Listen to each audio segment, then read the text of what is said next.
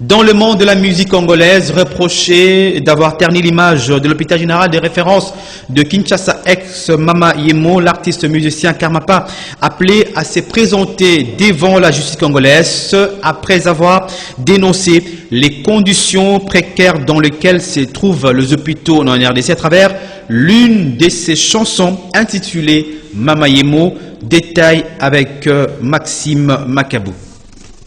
Pour avoir dénoncé les conditions précaires dans lesquelles se trouvent les hôpitaux publics en République démocratique du Congo en général, et particulièrement ceux de la capitale ville de Kinshasa, l'artiste musicien Karmapa appelé à se présenter devant la justice congolaise. Il lui est reproché d'avoir terni l'image de l'hôpital général de référence de Kinshasa ex-Mama Yemo. Je ne sais pas ce qu'on me reproche, mais j'ai lu sur la convocation reçue que ma chanson ternit l'image de l'hôpital et je sais que je fais une chanson qui parle des hôpitaux publics, a fait savoir l'artiste musicien Karmapa. Cependant, ces derniers rappellent que dans sa chanson Mama Yemo, sortie depuis le 10 septembre, il fait un plaidoyer auprès du gouvernement congolais pour la réhabilitation et les bons fonctionnements des hôpitaux publics en RDC.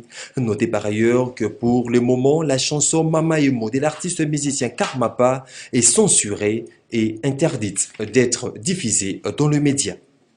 Et pour terminer ce journal, lisons la presse parue ce vendredi 25 septembre 2020 à Kinshasa, la capitale. Revue de presse, sélection et commentaires de Maxime Makabou.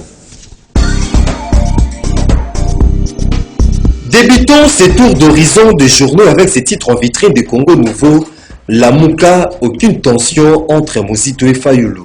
Ainsi renseignent les tabloïds, les idées partis politiques de l'ancien candidat à la présidentielle Martin Fayulu a rejeté l'information véhiculée par la presse en ligne selon laquelle une tension aurait élu domicile entre Martin Fayulu et Adolphe Mozito, des leaders de la Mouka au sujet du contenu de la déclaration qui devrait sanctionner la remise et reprise de la présidence tournante de la coalition. La cellule de communication de l'ECD poursuit la source à fustiger cette rumeur érigée en information non vérifiable.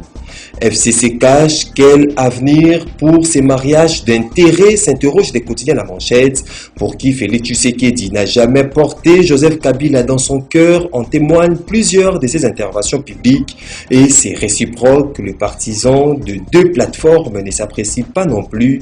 Le mariage d'intérêt entre les deux hommes, estime la consoeur, devait permettre à Kabila de continuer à diriger les pays de l'arrière. Si Tshisekedi a accepté de jouer les jeux, il ne compte pas non plus se laisser imposer certains choix politiques du FCC. Par exemple, poursuit-elle, les cas Ronsard Malonda que le FCC a voulu imposer à la tête de la CENI avant de se heurter au veto de Félix Tshisekedi, a conclu le quotidien. Pendant ces temps, la référence Play s'intéresse à la gestion de Covid-19 en RDC et note en manchette 142 millions de dollars américains de la BAD au gouvernement congolais.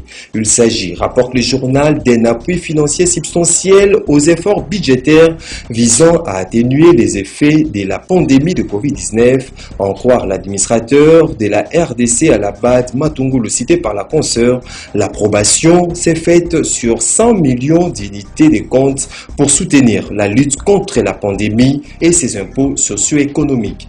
Forum des As qui boucle ce point des journaux renseigne à sa une, clôturant jeudi les forums sur la performance dans la gouvernance de la nation. Sylvestre Ilunga appelle à la maximisation des ressources publiques. Et c'est tout pour cette revue de presse.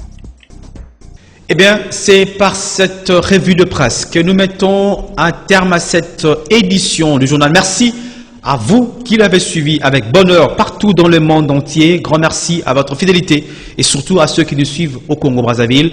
À très bientôt. Au revoir.